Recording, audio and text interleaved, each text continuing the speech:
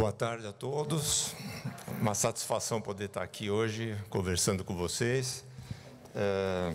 Na verdade, eu estou cumprindo um compromisso do ano passado, né? No ano passado eu deveria ter vindo aqui mais ou menos nessa época. Tive um treco e acabei não vindo, né? Então hoje eu estou aqui.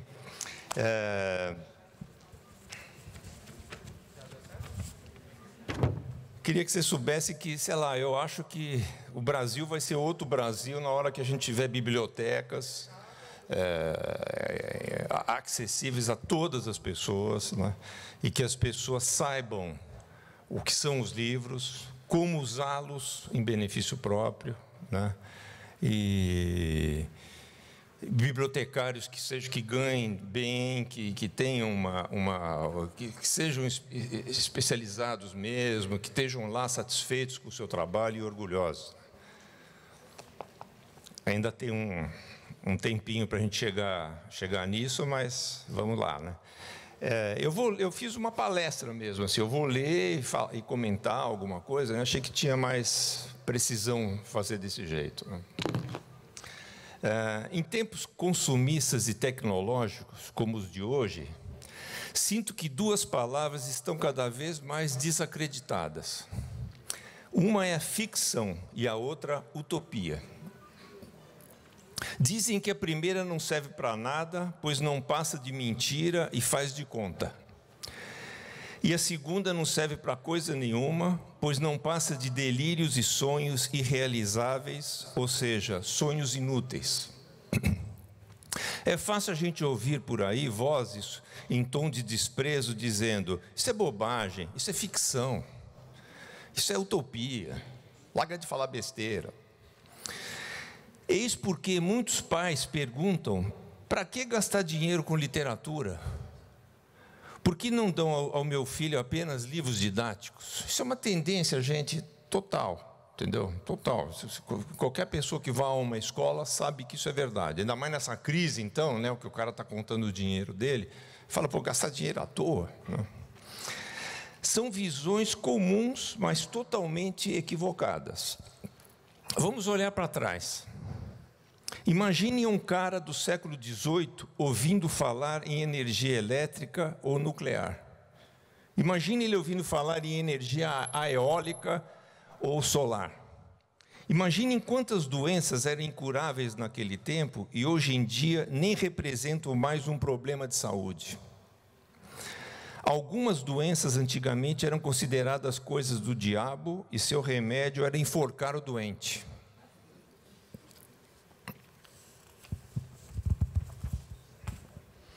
Se alguém dissesse no século XVII que foi de São Paulo a Lisboa em 9 horas, duração da viagem de avião nos dias de hoje, ia ser considerado bruxo e talvez fosse preso e queimado vivo.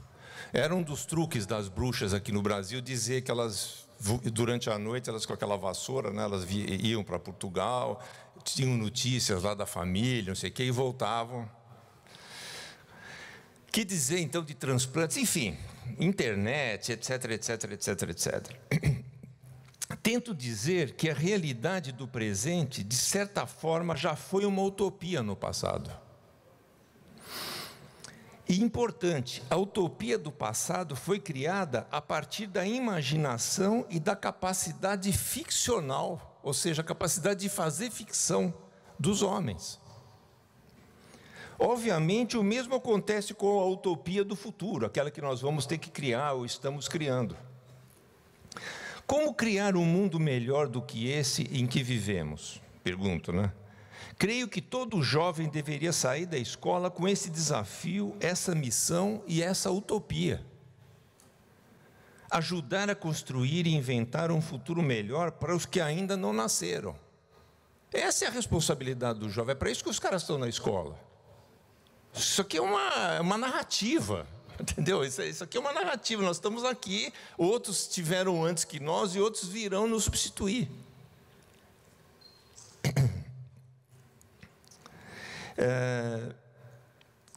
Para fazer isso, esse jovem vai ter que aliar seu conhecimento à sua capacidade de inventar, ou seja, a sua capacidade de fazer ficção. Fazer ficção não é uma brincadeira. Existe um autor alemão, até morto recentemente, chamava Wolfgang Iser. Esse cara tem um livro importante, chama O Fictício e o Imaginário, Raízes Antropológicas da Literatura, se eu não me engano, tá? Esse subtítulo. Mas é importante essa palavra antropológica, porque ele fala nela. O Iser fala mais ou menos o seguinte para vocês, para nós todos e para mim mesmo, né? Quando nós nascemos e nos damos conta que nascemos, já se passaram mais ou menos uns 3, 4 anos. Quer dizer, de repente, nós nos começamos a cair a ficha de que nós estamos no mundo, que nós temos uma família, que nós moramos numa cidade, etc, etc, etc. Então, temos uma língua que nós falamos e tal, né? Isso com 4 anos de idade, mais ou menos, ele diz. Ele chama de ponto cardial inicial. O ponto cardial final é a morte. Ambos nós não podemos contar o que aconteceu direito. Quando nós vamos tentar compreender a morte, tentar assimilar cognitivamente a morte, nós esticamos as canelas. Entre esse ponto cardial inicial, que nós não temos controle, como ele diz, né? E o ponto final da nossa vida, que nós não temos controle, nós envelhecemos e adquirimos novas experiências. O Iser falou, olha, não é fácil ser um ser humano. O ser humano é um animal que pergunta, que tem questões, que tem dúvidas o tempo todo. Então, as dúvidas, ele fala assim, nós temos dúvidas, isso é humano que seja assim. Nós temos dúvidas permanentemente, porque nós estamos mudando o tempo todo. E veja, saindo de um lugar que nós não temos controle, aliás, fomos jogados aqui, então, pegamos um bonde totalmente andando, e vamos para um lugar que nós não sabemos e que simplesmente nós esticamos as canelas e não temos como falar nada. Tá? O Iser fala, o ser humano é cheio de indagações, e essas indagações são buracos que ficam dentro da gente, coisas que nós não conseguimos responder a tempo. Então, nós vamos indo aos trancos e barrancos pela vida, se organizando, mas nós temos angústias, nós temos buracos. Ele usa essa palavra buracos. Esses buracos são preenchidos pela ficção. Ele fala que uma das razões da literatura é o preenchimento desses buracos. São dúvidas que nós temos num determinado momento. E se vocês forem olhar os personagens de ficção, eles são cheios de dúvida. Eles nos trazem uma série de questões. São esses buracos, justamente, que tem uma raiz antropológica, na verdade. É uma condição humana, isso, né? Se necessitamos de uma utopia para que um dia no futuro a vida do homem no mundo seja melhor, essa utopia será criada por meio da ficção feita hoje. Na verdade, num plano não do corpo, do homem, da pessoa, mas no plano social, nós estamos cheios de buracos. Porque a vida não é tão legal assim, nós não estamos num paraíso, ao contrário, só você ligar a televisão, você abrir um jornal, ou você sair pelas ruas da cidade de São Paulo, que você sabe que nós estamos muito longe de qualquer utopia razoável e decente a respeito da vida humana.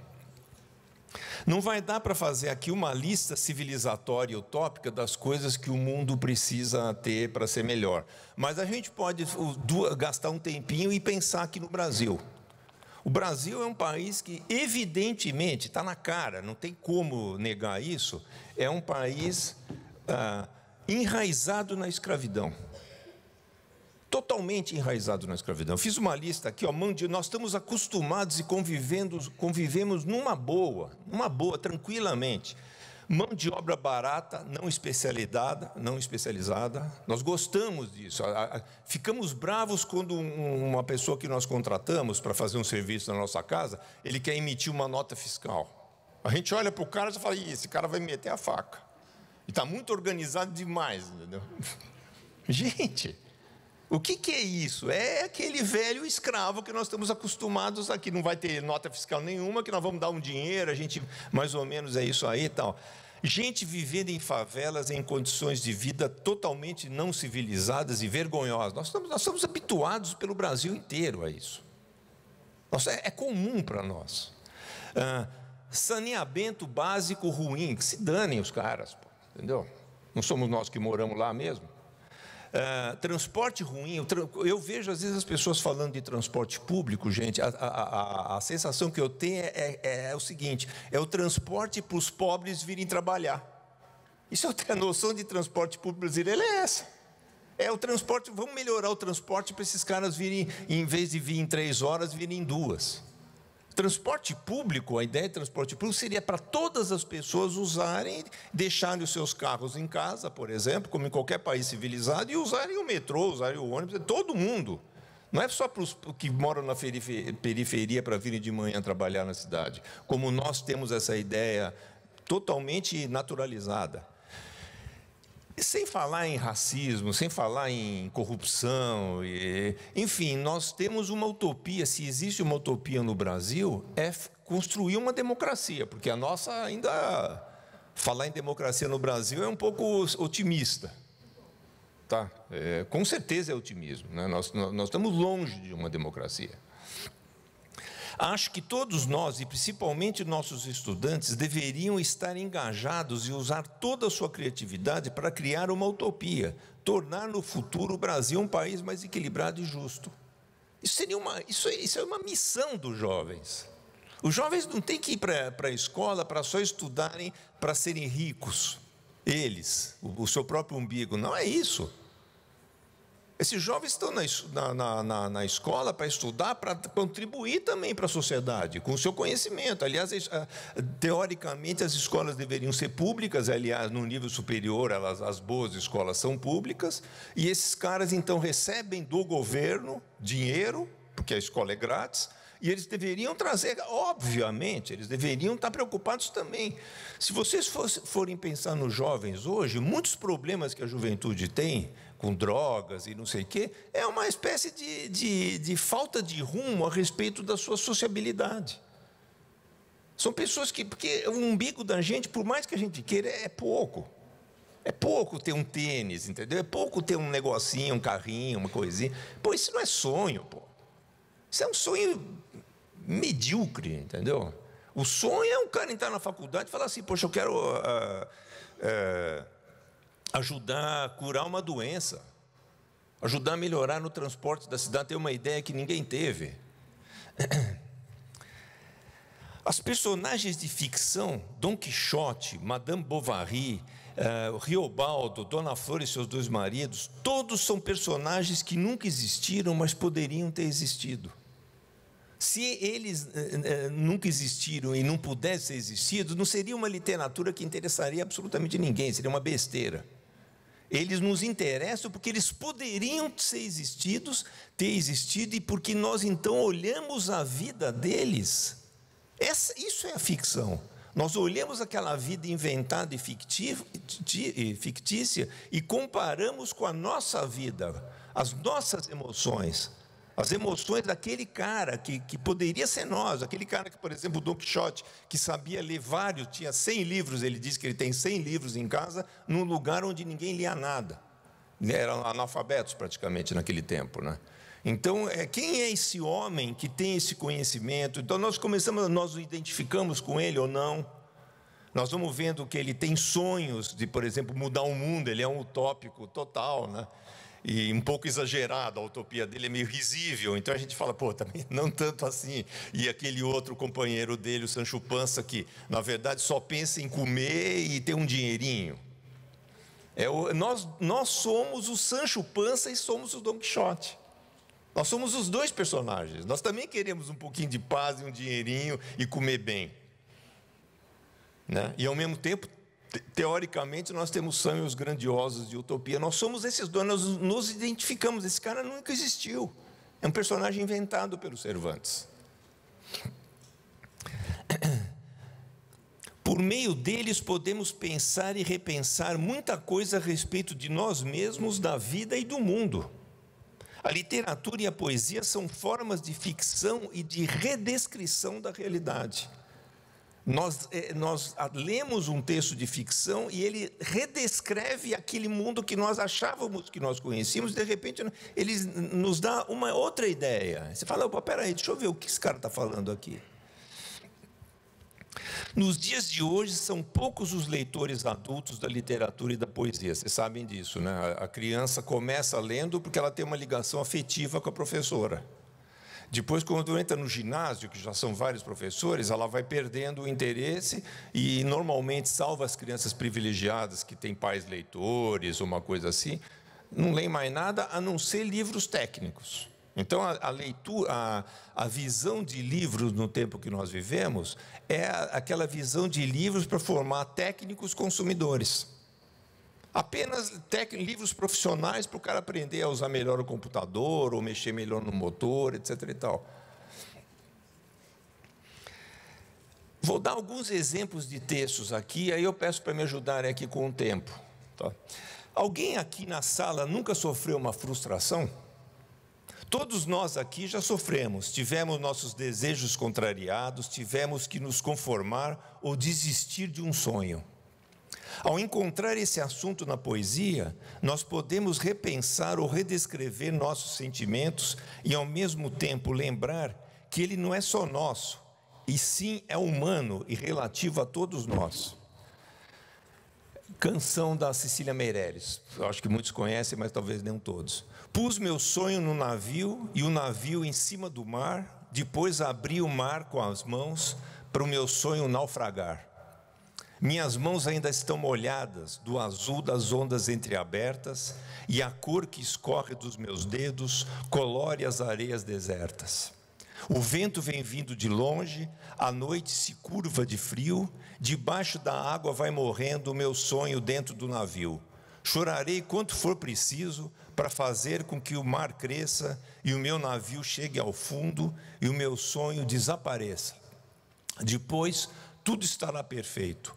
Praia lisa, águas ordenadas, meus olhos secos como pedras e as minhas duas mãos quebradas. Esse sentimento de matar um sonho propositalmente para a gente poder sobreviver e continuar a fazer, todos nós conhecemos. De repente nós encontramos numa poesia e fala, poxa vida, uma criança ouve isso aqui, eu já li isso aqui para crianças. Pode ter certeza que eles olharam para mim como quem sabe do que eu estou falando. Para quem tem a sorte de viver numa sociedade pacífica e socialmente equilibrada, sabemos que muitos brasileiros vivem no meio de traficantes levando tiro, tá? Mas faz de conta que muitas pessoas no Brasil, ou algumas pessoas, vivem uma vida equilibrada. Falar em guerra pode ser algo um pouco abstrato e distante. Vemos as notícias dos jornais e na televisão, mas não nos identificamos tanto assim. Pimenta no olho do outro é o velho e bom colírio, né? Creio que a poesia pode nos fazer a gente redescrever a gente mesmo e criar identificação com as pessoas que estão na guerra e no seu sofrimento. Vietnã, a poeta é a Wisława Szymborska, ganhou o prêmio Nobel, por sinal. Mulher, como é que você se chama? Não sei. Quando você nasceu, de onde você vem? Não sei. Por que cavou esse buraco no chão? Não sei. Desde quando você está aí escondida? Não sei. Por que mordeu minha mão? Não sei. Não sabe que a gente não vai te fazer mal nenhum? Não sei. De que lado você está? Não sei. É guerra, você tem que escolher. Não sei. Tua aldeia ainda existe? Não sei. Esses são seus filhos? São.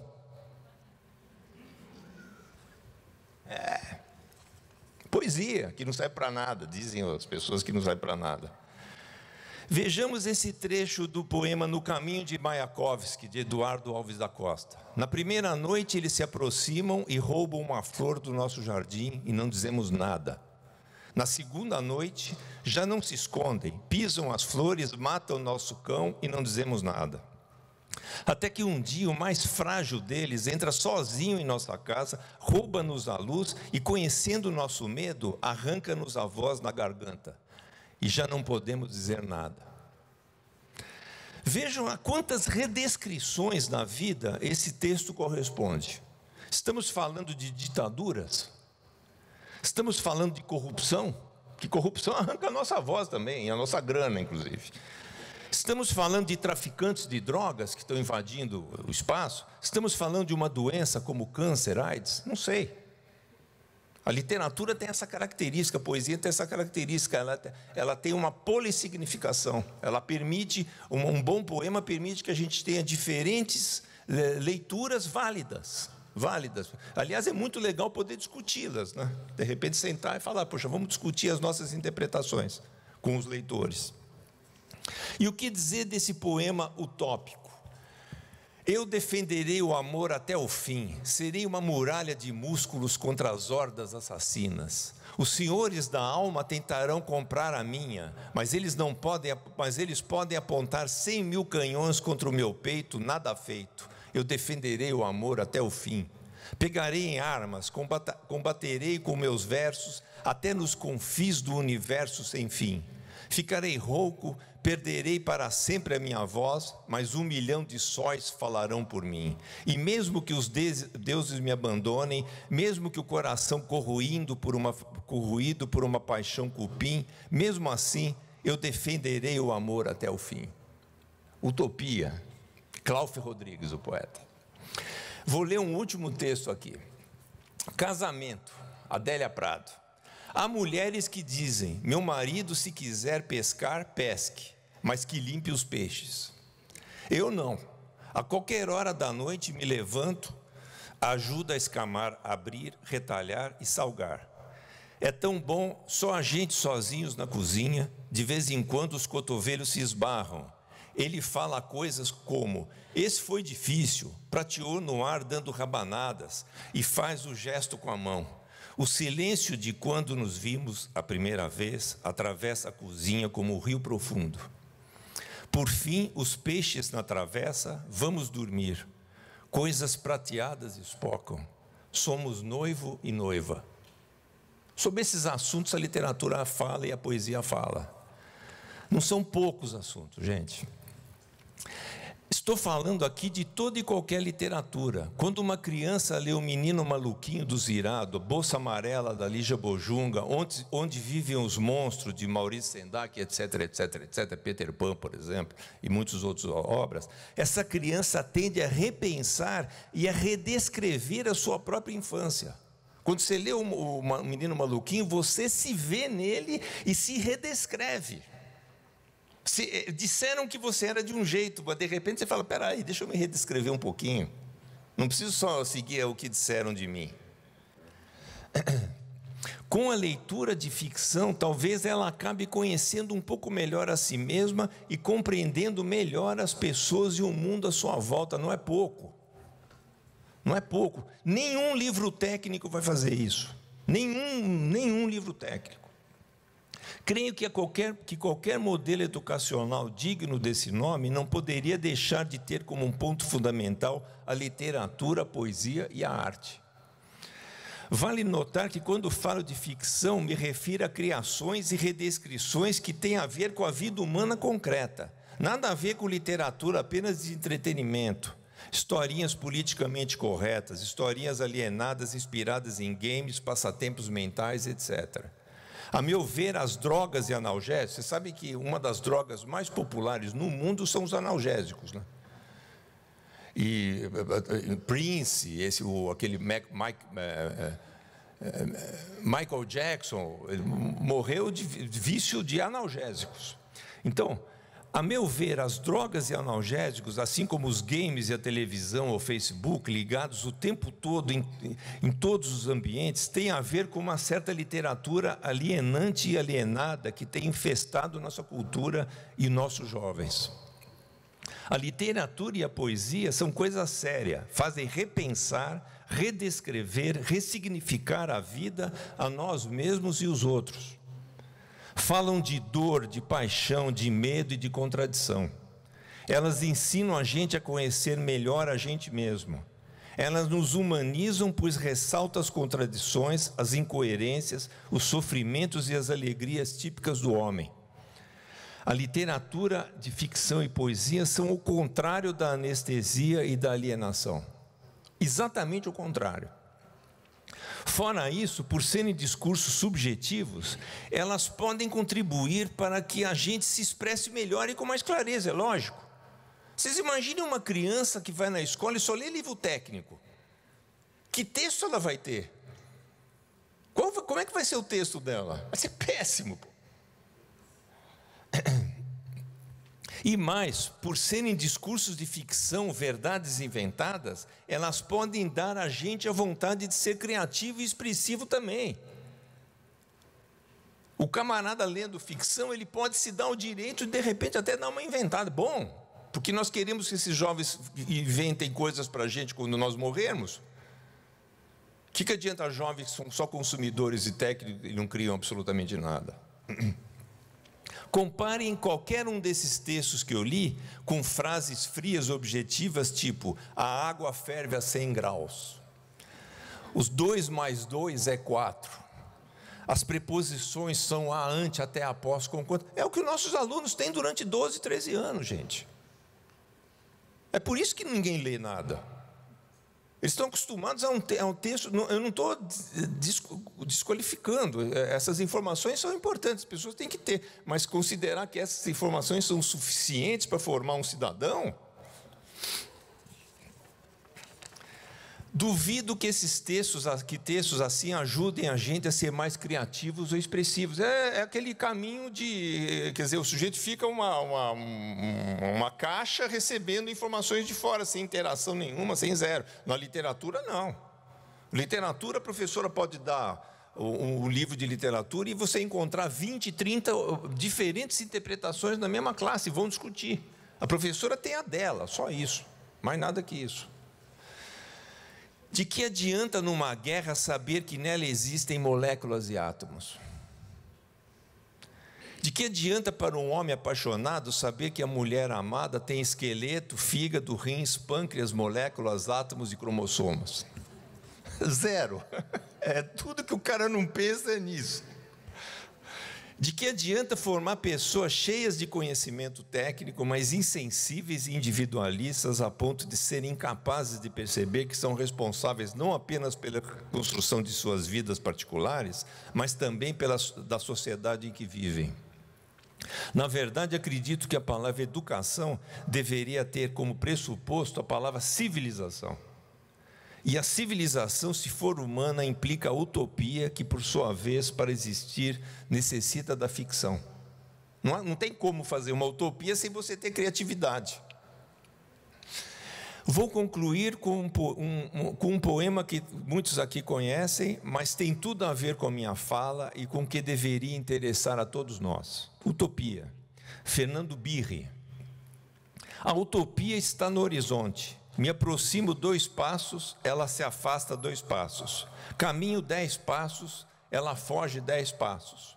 Por mais que eu tente, por mais que eu caminhe, nunca consigo alcançá-la. Então, afinal, para que serve a utopia? Para isso, para caminhar. É isso que eu tinha para falar para vocês.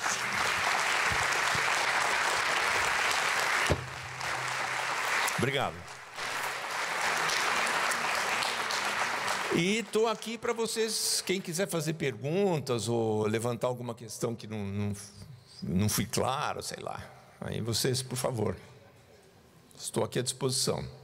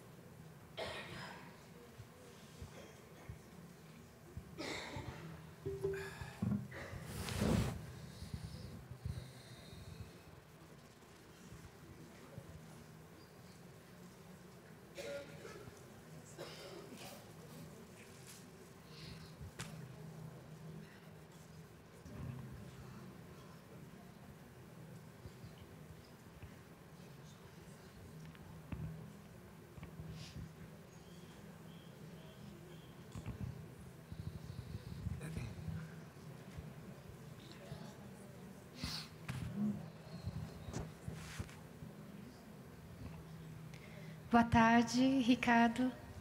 Aqui, bem na frente, quer dizer, um pouquinho na diagonal. Tá. O meu nome é Milene, eu sou do interior de Itapetininga.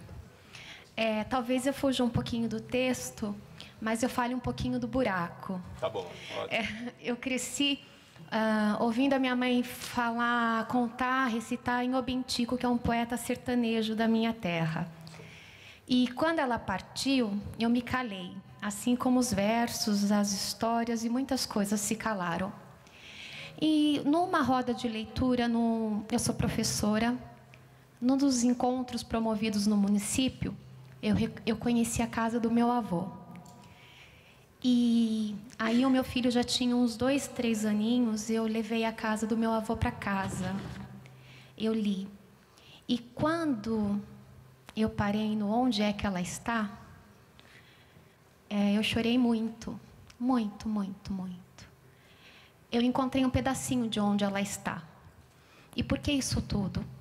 Porque conhecer Ricardo Azevedo, a literatura de Ricardo Azevedo, ajudou a encontrar onde ela está e fazer com que eu pudesse toda a esperança que eu sinto no contar histórias, no que uma criança leia, a minha utopia de fazer da minha cidade uma cidade de leitores, se fez viva com essa experiência. Só eu sei explicar a noite em que eu li com meu filho, ele estava no meu colo, e eu li várias vezes, e eu tenho esse livro, nunca mais saiu. E hoje, uma das maiores alegrias que eu tenho é ler e contar Ricardo Azevedo.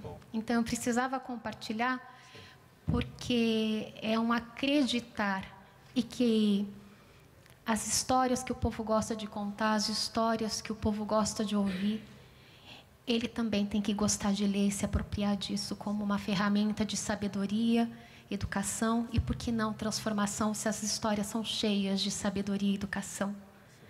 Então, eu precisava compartilhar o quanto o senhor é importante para mim. Muito obrigada. Muito obrigado. Puxa, maravilhoso. Eu preciso pedir se eu posso continuar contando as histórias, porque até agora eu só vou contando como sem vergonha. Nunca pedi direito de contar. Espero que o senhor deixe. O senhor deixa? Deixo, ué. Então é isso. Muito obrigada. Muito obrigado. Nossa, muito, muito generosa, muito bacana. Aproveito, né, essa colocação dela para contar uma experiência que eu tive com o caso do meu avô, que foi muito reveladora e foi antes de eu ter lido o Iser, o Wolfgang Iser. Veja só, eu já tinha ido em escolas conversar com crianças que tinham lido O Caso do Meu Avô, né? Algumas vezes, e sempre a primeira pergunta, molecada de, sei lá, 3ª série, 4ª série, uma coisa assim, levantava a mão e falava, mas é a casa do seu avô mesmo? A primeira pergunta, toda vez era a primeira pergunta. Aliás, as crianças, como nós todos, queremos sempre o tempo todo saber o que é realidade e o que é fantasia. Todos nós, não só as crianças. E eu sempre respondia de uma forma racional, entendeu? Assim, mais fria, talvez, assim, né? E um dia eu estava na escola Miguel de Cervantes, aqui em São Paulo, isso há anos atrás, séculos atrás. E mais uma vez, mesma coisa, né? O cara, é a história do seu avô, é a casa do seu avô mesmo, e eu não tive avós.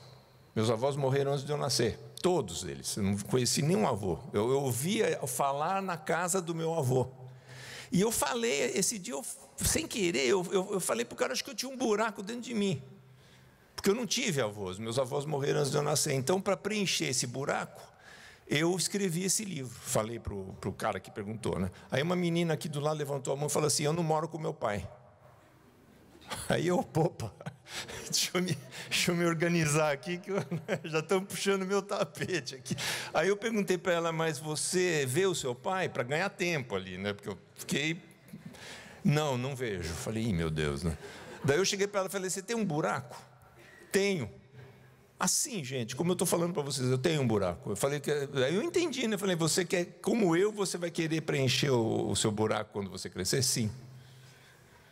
Aí depois a professora me contou o seguinte, que ela sabia que os pais estavam separados, não sei o quê, né? Através da mãe. Mas ela estava esperando a menina contar para ela. A menina não só contou para ela, como contou para todo mundo, a classe inteira, porque ela fez uma identificação, de alguma forma, né, ali, né? Ela se identificou com essa coisa do buraco.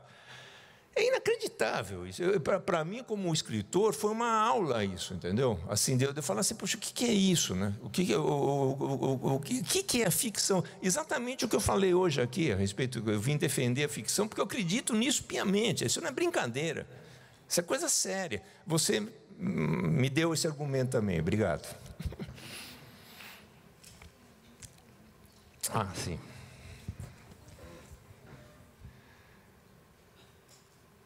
Serão as escolas ocupadas um respiro da utopia, Rodrigo? Talvez. Talvez. Apesar de eu confesso que eu sinto esses alunos, muitas vezes quando eu vejo, eu nunca fui numa escola ocupada, eu não tenho uma experiência assim muito próxima, né? Mas eu sinto eles muitas vezes meio sem saber o que estão fazendo, a sensação que dá é que às vezes estão um pouco instrumentalizados. Mas mesmo assim, mesmo que estejam, né? Eu prefiro que esses alunos, saiam das suas posições, lutem pela educação, né? Se preocupem, não sejam passivos, porque a tendência da escola sempre foi, a tendência da escola é formar caras que não encham a paciência, que sejam trabalhadores, que não discutam. E eu acho, pelo menos, que se nós queremos construir um futuro melhor, nós vamos depender dos jovens. E os jovens, eles precisam estar a par das discussões do mundo, na verdade. E isso tem um custo, é lógico. Eles vão contrariar, eles vão reivindicar, eles vão querer, às vezes, apressadamente coisas. O adulto tem que lidar com isso.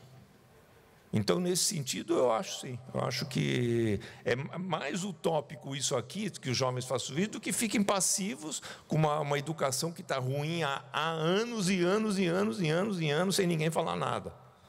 Então, Ricardo, nos conte um pouco sobre suas motivações para recolher as preciosidades que você chama de contos populares. Odília, obrigado, Odília.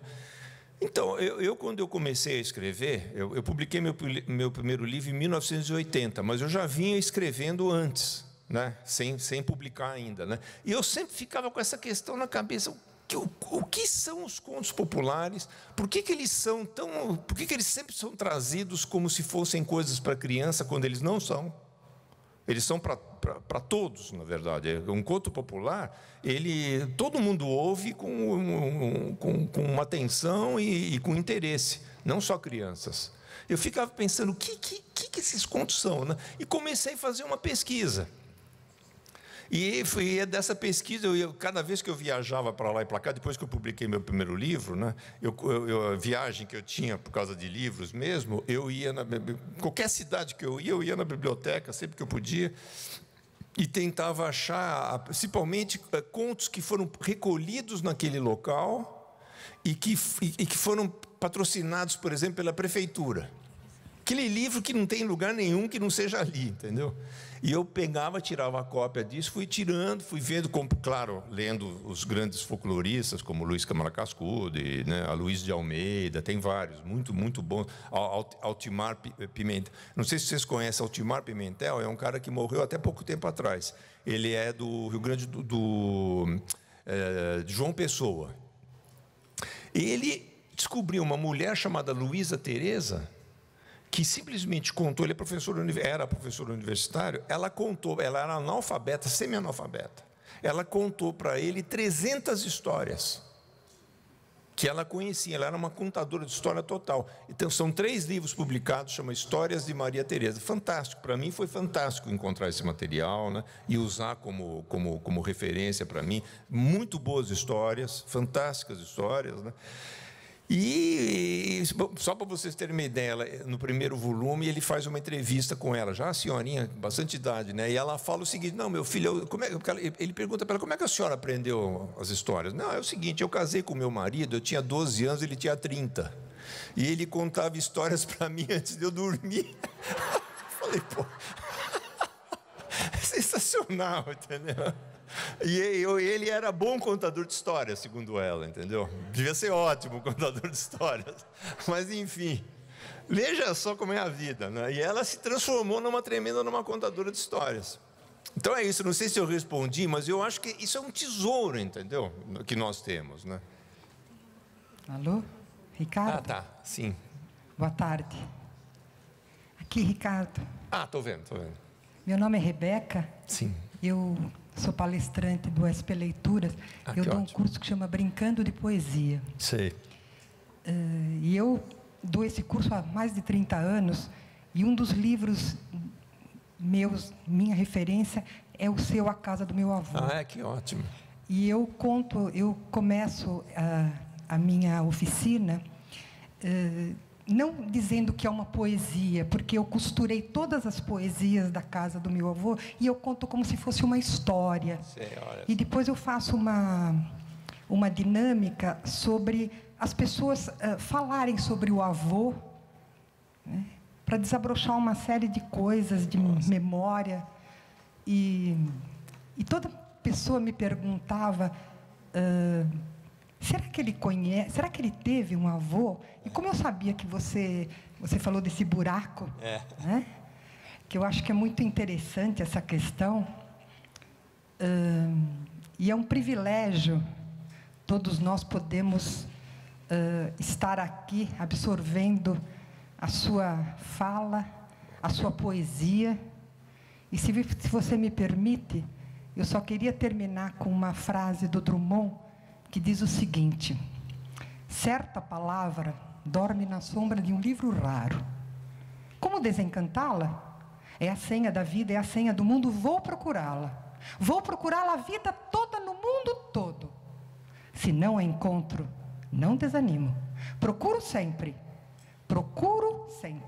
E a minha procura ficará sendo a minha palavra.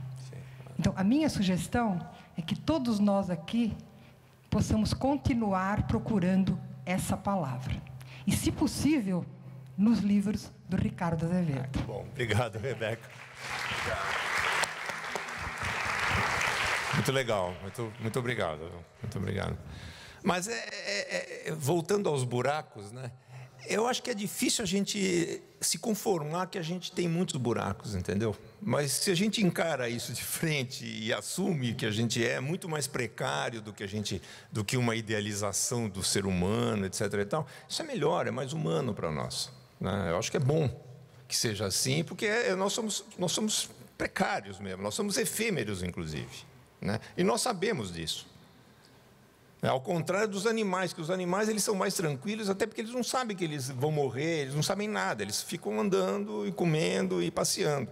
Nós não, nós sabemos, né? Então é isso aí, entendeu? Então saber disso e as nossas crianças que saibam também, não precisamos ficar com muito lero-lero, não. Vamos juntos. Eu gosto da ideia que uma criança olhe o seu avô e ele se identifique com aquele avô. Ele fala, pô, esse cara é parecido comigo, esse cara tem dores como eu, esse cara dá risada como eu. Porque é muito mais isso do que outra coisa. Justamente ao contrário do tempo que nós vivemos, que é um tempo de mercados, né? Então, os mercados precisam ser separados para que o consumo ocorra. Então, aí tem o mundo jovem, o mundo não sei o quê, o universo infantil. Mas que universo infantil, pô? Entendeu? Isso pode servir para mercado. Pode servir para organizar uma classe com pessoas mais ou menos da mesma idade. Não mais que isso. São seres humanos com buracos. Pode ter certeza. Como aquela menina tinha lá o seu buraco e me falou com clareza, e todos nós temos, na verdade. Tivemos e temos e teremos. Pedro, qual o livro que o senhor está lendo? Bom, na verdade eu estou escrevendo no momento, então eu estou assim, não é que eu não estou lendo, não, eu estou fichando um livro do Edson Carneiro sobre o quilombo de Zumbi, na verdade, mas é só fichando, eu já li o livro, né? Estou pegando algumas coisas lá, porque eu tenho um personagem que, aliás, o meu livro se passa, quer dizer, apesar do meu livro se passar antes do quilombo, bem antes, mas já haviam quilombos. O quilombo do Zumbi é importante, mas na verdade é famoso, mas já haviam quilombos muito antes, na verdade. E então é isso que eu estou fazendo. Serão as escolas não, essa eu já respondi. Então, é o da utopia dos jovens, que sim, eu acho que...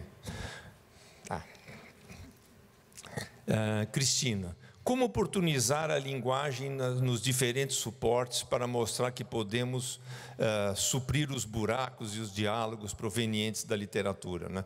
Então, é difícil responder isso, né, Cristina? Eu sou da opinião sempre assim, que eu acho que a pessoa que é o formador de leitor, ele tem que ser um leitor primeiro, tá? E ele tem que ser uma pessoa que fale... Seria muito bom que ele falasse dos livros que encantam a ele mesmo. Eu acho. Não, eu acho assim que... Outra coisa fica muito... Vai se distanciando, fica uma coisa muito teórica, né? Eu acho bacana que a pessoa...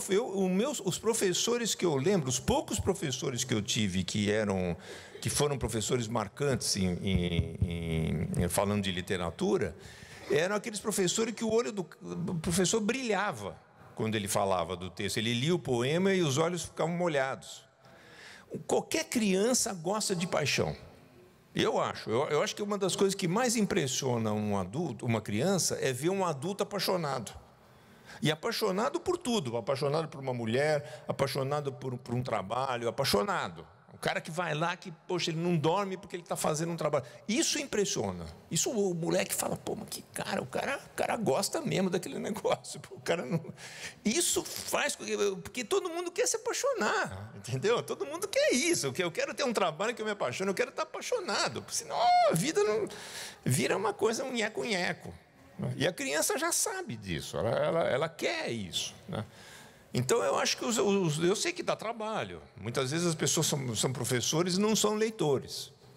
Ok, não sei. Então, talvez fosse o caso de dar outra matéria. Mas aqueles professores que vão falar de literatura, eles deveriam ser apaixonados pela literatura. Eu sou apaixonado, entendeu?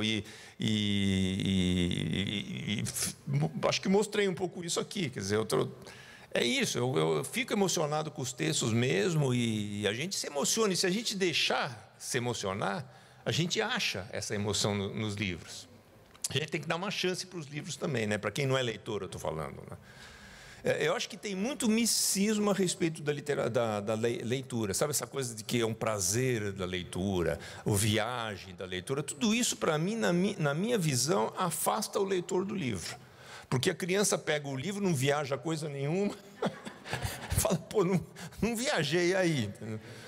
Então, não é bem assim, quer dizer, dá trabalho a leitura. Isso tem que ser dito para a criança também, né? É óbvio, né? Jogar futebol é bom, mas vai jogar futebol de verdade, dá trabalho. Aqueles jogadores treinam para jogar tão bem. Não é, o trabalho é bom, o trabalho é bacana. A criança tem que aprender isso. O trabalho é uma coisa boa, principalmente quando a gente tem prazer no trabalho, né? Mas é isso, dá trabalho, né? E, infelizmente, eu vejo que muitas pessoas, primeiro os adultos também ficam procurando esse prazer e não acham, porque eles vão muito, digamos assim, ingenuamente ler, né? A leitura pressupõe uma construção mesmo, né? O cara leia, vai indo, depois, de repente, você lê um pouco mais, aí vai indo, é assim mesmo, é trabalhoso. É muito prazeroso, mas é trabalhoso. Sim. Ricardo, vou chamá-lo de Ricardo, que por favor, temos, talvez a mesma idade. Por favor. Eu participei do primeiro ou segundo Biblioteca Viva, que foi lá na Zona Sul, na Granja Julieta.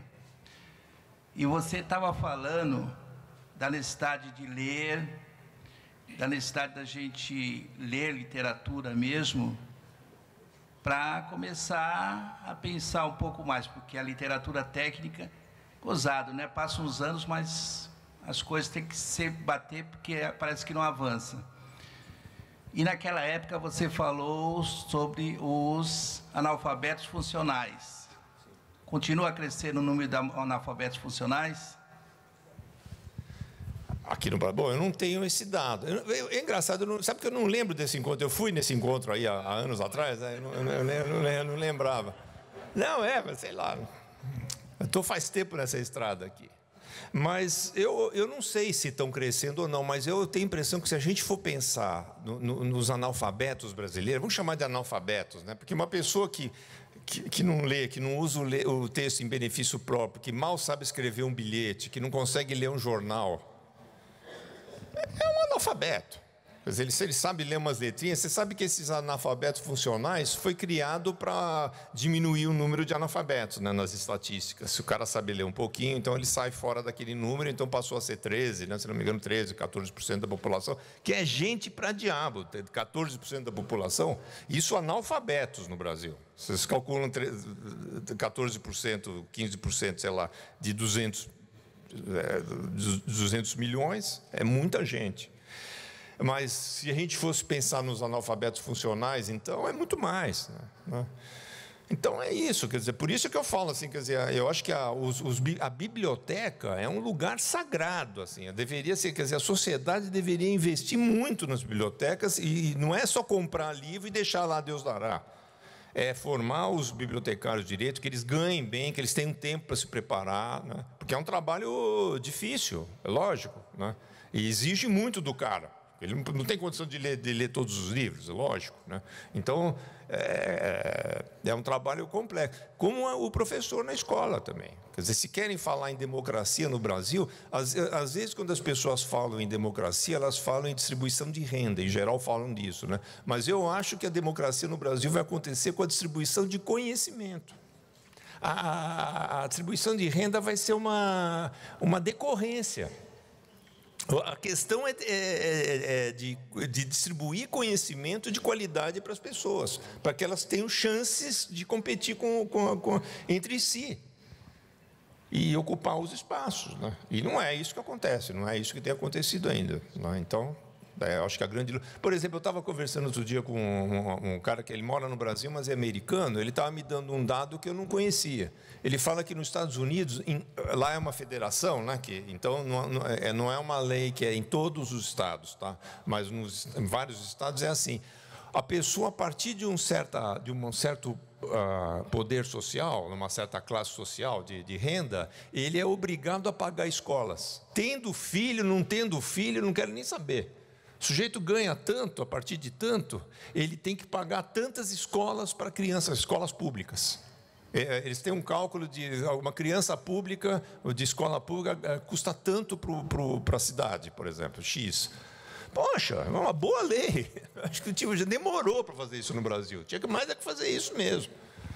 Então, as pessoas que têm grana, paguem, tirem lá. Então, é uma grana que é bem gasta. O cara vai, lá nos Estados Unidos, eles tinham um pouco, mas pagam. Porque, poxa, é o tipo do dinheiro que é investido e vai voltar até para os ricaços. Eles vão ter consumidores melhores para os seus produtos, que vão ganhar mais. É inteligente fazer isso. É isso que eu sinto um pouco de falta lá nos estudantes que invadem as escolas, entendeu? Eles têm poucas propostas, por exemplo, isso era uma proposta que eles deveriam estar defendendo. Que fosse uma lei no Brasil, que todas as pessoas, a partir de uma certa faixa de dinheiro, que seja obrigada a pagar escola de tantos, dependendo da faixa, de um Eike Batista, dizem que o cara é cheio da grana, está ótimo, paga aí um monte de escola. E pronto, pô. Ajuda, vai ajudar, é uma distribuição de renda, né? É uma distribuição de renda. Ótima distribuição de renda, vai para a escola, vai para bibliotecas, por exemplo. Ricardo, aqui não é nenhuma pergunta, é assim, a satisfação de ter encontrado... Tem ela e mais duas pessoas. Tá bom. E onde que você está mesmo? Desculpe, que eu não estou te... Aqui. Tá. É a satisfação de ter encontrado a resposta para uma pergunta que até mesmo eu me faço. Como ajudar a criança a sentir prazer na leitura, né? Sim. Porque outro dia me fui pega de surpresa e eu falei, o que eu vou ler para essas crianças? Chegou uma sala de aula na biblioteca, aí eu peguei o livro lá, para que serve um livro? Aí o que a criança me respondeu? Algumas das crianças, depois quando comecei a questionar, perguntar para eles... A parte que mais chamou a atenção do livro foi quando a criança pega o livro e faz uma montanha para pegar um biscoito. Sim. Aí eu achei muito interessante esse seu, que não é fácil ajudar a criança a sentir prazer na leitura. Sim. Por isso eu sou muito grata por essa resposta e vou procurar ver um outro modo de ajudá-los mais, né? Eu agradeço muito essa intervenção aí, viu? Foi muito interessante. Legal. Muito obrigada. Obrigado.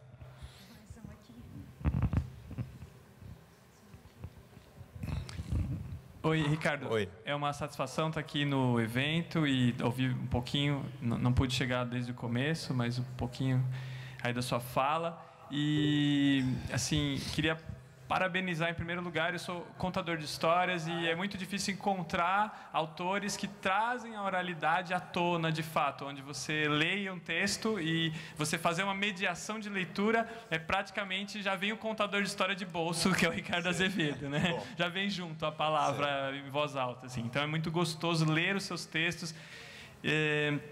No entanto, tem crianças que, assim, digamos, não estão preparadas ainda para um texto mais longo, né, para determinado tipo de texto.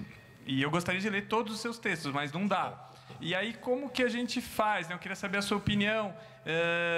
Qual o papel do contador de histórias? O que você acha dos recontos, né? Porque eu já ouvi muitas críticas também que o contador de histórias vai recontar e aí fica muito pior do que o texto original. Só que o texto original que o autor escolheu muitas vezes vem da tradição oral, né? Igual do seu livro aqui, Contos de Enganar a Morte. Sem dúvida. Então, como que fica essa questão? Se o contador de histórias de fato incentiva a leitura, não incentiva? Como que é? Eu acho que incentiva. Eu não tenho dúvida a respeito disso. Agora, eu vejo muitos equívocos. Assim, eu vejo, por exemplo, contadores de história, que, até com livros meus mesmo, mas são livros que não são... Porque o conto popular é uma coisa. Eu tenho... A maioria dos meus livros não fazem parte dessa pesquisa. Então, são histórias para serem lidas, não para serem contadas. Né? Então, e a pessoa gosta da história e quer contar aquela história. Ela não foi construída para ser contada, ela foi construída para ser lida, como a maioria dos meus livros é assim. Então, o conto popular ele tem essa característica. Agora, é lógico, vai depender um pouco da situação que você está, né? Tem aquela coisa, tem uma circunstância que, de repente, você tem um tempo X, então você vai ter que escolher uma história assim, o nível das crianças também. Eu acho que aí é a tua intuição que tem que ver, né? Uma história muito longa às vezes não dá. Você tem que dar uma resumida. Você não precisa seguir exatamente como está escrito o texto. Você conta do seu jeito. O melhor é contar do seu jeito, eu acho. Eu sou um contador de histórias que escreve. Então, a minha maneira de contar a história é através do texto, mas você que é um contador de histórias que está ali disposto a fazer uma performance na frente da criança, eu acho que você tem que pegar o texto e contar do seu jeito. Eu mesmo conto, já contei, eu não sou contador de história, mas já contei uma outra vez uma história, né? Eu não conto igual como eu escrevi, eu conto de memória, na verdade, e naturalmente as partes mais sedutoras eu exagero, né? Faço o cara, vai chegar ali, bateu na porta. Então você usa truques, que são truques que o contador pode usar e que o escritor não pode, né? Mas eu acho isso. Agora, fico contente de você estar usando meus livros. E eu acho um tesouro, sinceramente, não é os meus livros que são um tesouro. Os contos populares são sensacionais. São sensacionais. Tem cada conto, você fala, não acredito que esse conto existe e que as pessoas não conhecem, que eu também não conhecia, na verdade, né? Eu fiz questão de fazer esses livros, assim, até por uma questão de mostrar para as pessoas que riqueza que é isso. E um detalhe que eu quero contar para vocês também, lembrar, né, é o seguinte, que como nós vivemos num país de analfabetos funcionais, como infelizmente, pessoas que estão muito distantes ainda de uma cultura mais formal e tal, o que acontece? A maioria das crianças brasileiras, os seus pais são analfabetos ou semi-analfabetos, não são leitores. Os seus avós, em geral, são analfabetos. O que acontece? Quando ela vai para a escola, uma criança brasileira, em geral, o que ela ouve, não dito na cara, mas o subtexto é o seguinte: olha, você não sabe nada, os seus pais não sabem nada e a sua família é tudo uma cambada de ignorantes. A verdade é essa. Porque não sabe história, não sabe geografia, não sabe matemática, não sabe escrever, não sabe ler, não sabe nada. Isso é o que a escola diz num discurso subterrâneo. Quando a criança ouve um conto desse, ela fala, peraí, mas a minha avó conta essa história. Ou então conta uma história parecida. Ou então uma adivinha, ou uma... Então, isso faz uma ponte, digamos assim, necessaríssima no Brasil. Quer dizer, nós estamos falando de uma cultura popular mesmo, é cultura popular. E então o cara fala, poxa, meu pai sabe contar. essa história. Ou então ele conta um pouco diferente. Cabe ao professor fazer, poxa, que legal, traga a versão do que o seu pai conta e conta aqui para a gente. Isso faz com que a criança se aproxime da escola, ao contrário do que acontece, que ela é meio levada a se vergonhar dos seus pais. Porque os seus pais não sabem Quer dizer, é como se as pessoas ou tivessem a cultura escolar ou não tivessem cultura nenhuma. Isso é uma mentira. Quem inventou o samba? Quem inventou todos esses contos populares? Quem inventou um monte de coisa? Imagine, as anedotas. Nós vivemos num mundo onde a cultura popular é fortíssima. E é dito para uma pobre criança que está lá incauta, ainda ingênua, tal, que na verdade ela não sabe nada, imagine. É uma escola boa para outro país, não é para o nosso, entendeu? Essa escola nossa está... Às vezes eu fico chocado de ver a escola nossa. Como ela foi construída no modelo teórico e vive... Imagine. Temos que terminar, né? Gente, olha, estou recebendo aqui instruções para terminar. Agradeço muito a atenção de vocês e eu desejo boa sorte a todos aí e que vamos em frente, que atrás vem gente.